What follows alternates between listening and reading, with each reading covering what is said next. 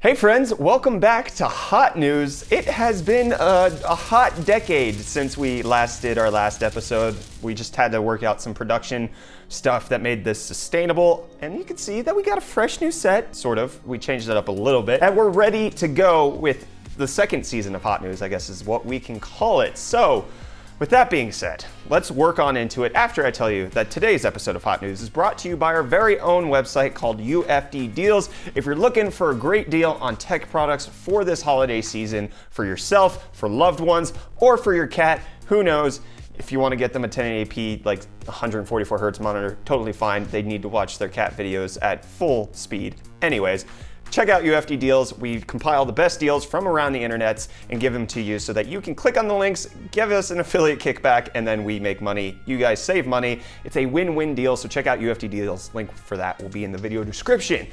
And with that being said, let's do it. Let's dive back into Hot News. We still have no jingle after 2 months. We're gonna start off with some gaming news. So we've got PlayStation Plus games as well as Xbox games that we've got announced for December. So let's talk about just what they are so you can have a broad idea of what you're gonna be gathering in your inventory. So for PlayStation Plus, we have Onrush, which is a crazy arcade racer. We got Soma, which is a terrifying atmospheric underwater horror game that's 90% nope for Tank and about 100,000% nope for me. We've got Steriden, which is a classic frenetic and chaotic space shooter. We've got Steins Gate, a visual novel, Iconoclast, which is a 2D platformer with the story focus, and then Papers, Please. It's a super heavy sim-like game about being an immigration inspector. What does that mean? Reese, what do you know about this game? It's more social commentary. It's a social comment. So Papers, Please. Are you racist? Does it encourage you at all? Or like, do you have to profile people? Like, how does this actually work? You have to be racist. You have to. But you feel bad about it. You feel bad about it. So it's a social commentary because it forces you into the position of people who make these decisions. I'd say it feels significantly terrible. Okay, Tank says it feels significantly terrible. I've never played this game, so I'm trying to figure out what's going on here because this is an interesting concept. It's rough, but if you're into social commentary, there you go. But let's move on into the Xbox games that we've got for December, which includes Cube 2. It's an interesting puzzler with some decent story. Never Alone. It's a quirky, cute, beautiful adventure game. Then we got Dragon Age 2, which is our least favorite of the 3 Dragon Age games, but it's still worth buying even if it wasn't being given away for free here. And then we've got Mercenaries Playgrounds of Destruction, which, as I remember, is like Overwatch, but kind of stupid. I've never played it. Like, I've heard, like, I think I saw a trailer for it once. Yeah. I'm just speaking out of my butt. I'm not even gonna bother to look this up. So there you go. That's what we've got for Xbox and PlayStation for December. But then we also have more Dragon Age news, which makes Tank squeal like a little pig. I don't know how to say. Sorry, I messed up. He wanted me to say squeal like a mongoose, which Yeah. I think would have given you a harder auditory cue. Anyways, BioWare, who's responsible for Tank's favorite RPG franchise of all time, Dragon Age, which we've already discussed, they've teased that they're working on some Dragon Age stuff, and hopefully Tank will not revert into full mongoose mode once it actually comes out.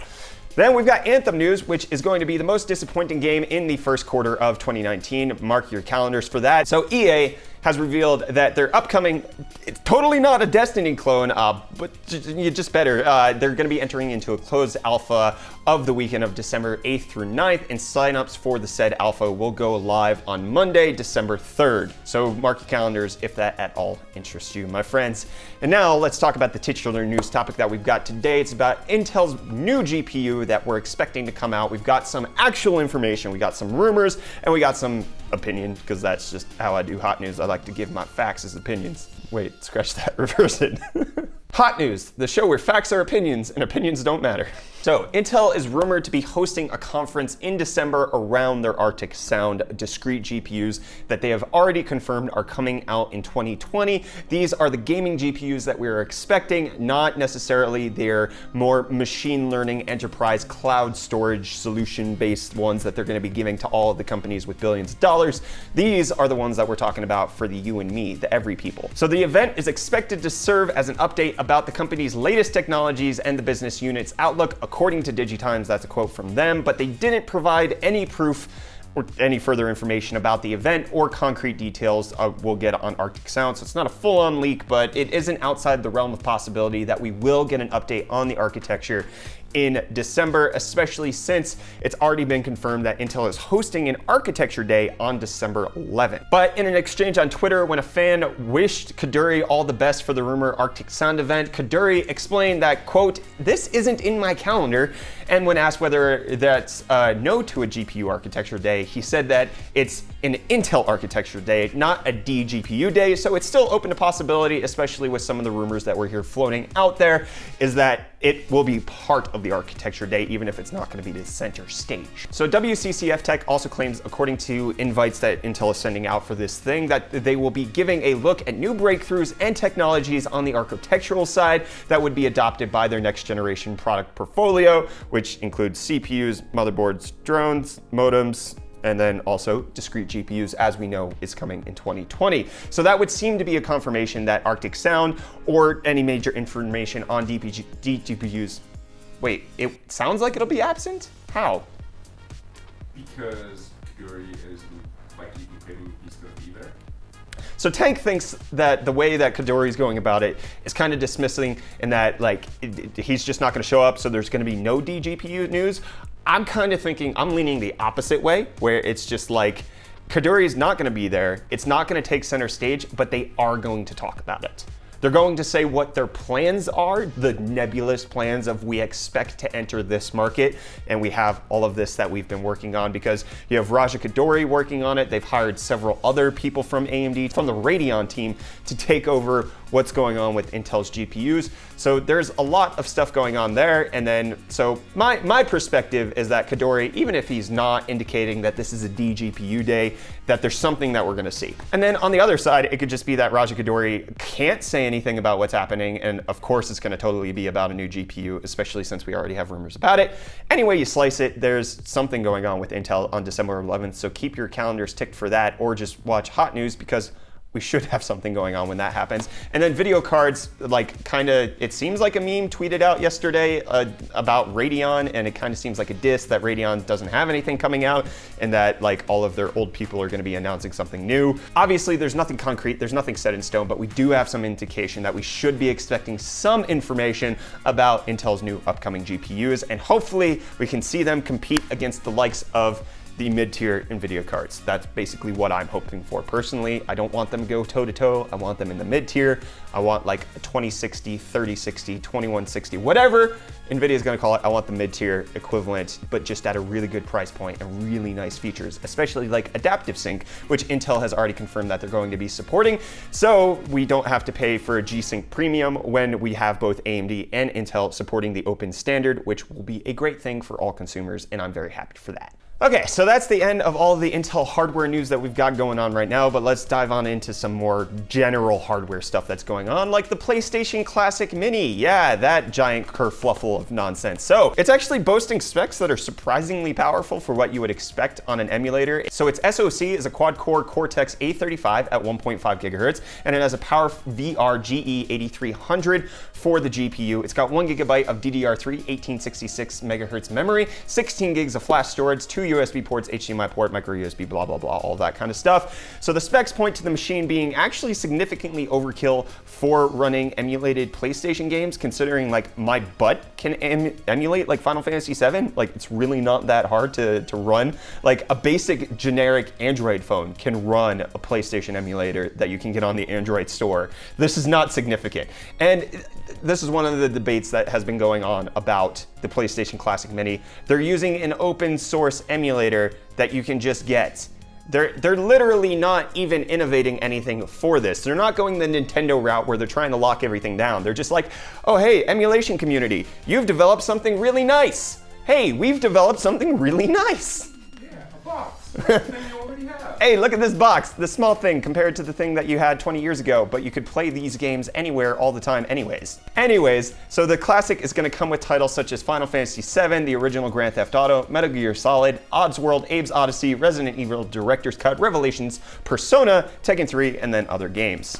Which I'm not excited about this. It's kind of cool, I get it. I don't get it at the same time. It's just kind of, maybe, I don't know how the emulation community is going to turn out after Nintendo won that big lawsuit against Love ROMs, where like they slapped the hammer down on them for millions of dollars.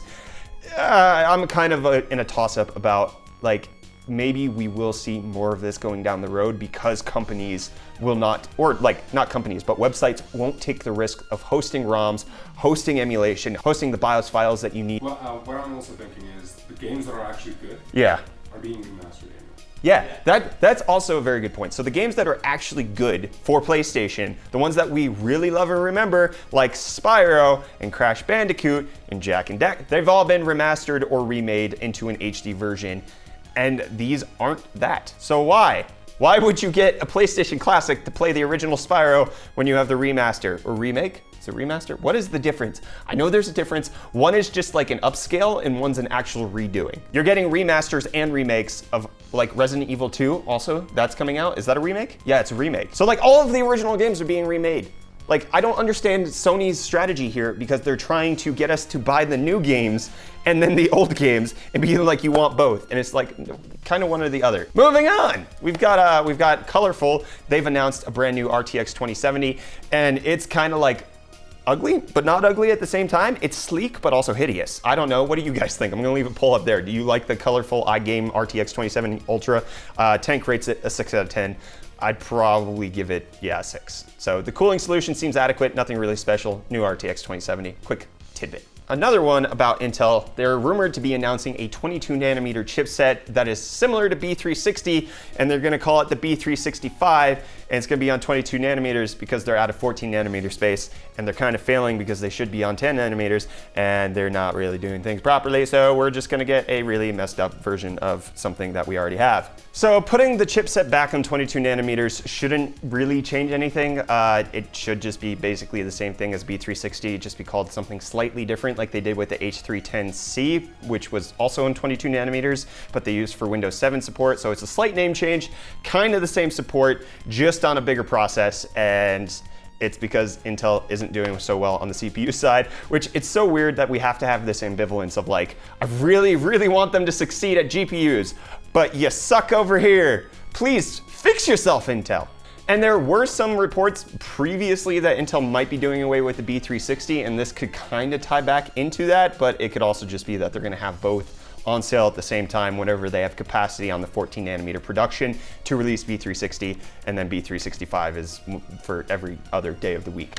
And then we also have that 3D Mark is finally going to be releasing their ray tracing benchmark, should be out December 8th. So the full benchmark will go out to users in January, but 3D Mark will be showing it off at Galaxy's GOC Grand Final Overclocking event in Vietnam, which big support to Dr. Wee, South African's #1 overclocker. He is competing over there, so we send all of our hopes and thoughtful wishes to him, hoping he wins. Well, hoping he wins, which, fun fact, by the way, he was the one who set the world record for 3 gigahertz on the GTX 1060 at the GOC event, I believe 2 years ago. So he's doing good things.